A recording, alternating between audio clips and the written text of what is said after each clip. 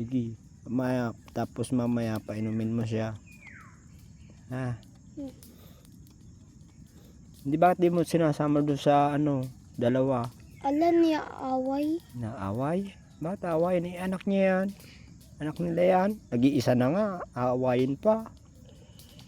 Sana babae yan Kaya nga. Para dumami ulit.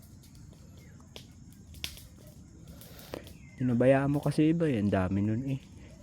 Anong hindi pinabayaan?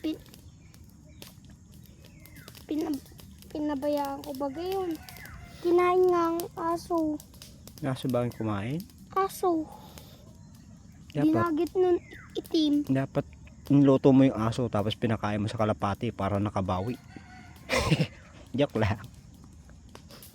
Di ba pa naman patukin? Ha? Kung ikinulong mo tapos binigyan mo ng patuka, di hindi ka gaganyan. Pagkatapos na pag nilagyan kong patuka doon, eh, hindi na to makakatuka. Ano ba? Hindi na to makatuka. Kapal na naman ang buhok mo, no? Pagupit ka mamayang hapon, sabi mo sa yung papaying, samahan ka. Kailan?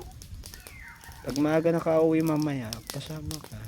Bibigyan kita ng pambayad. Eh, Hmm. pagupit ko eh.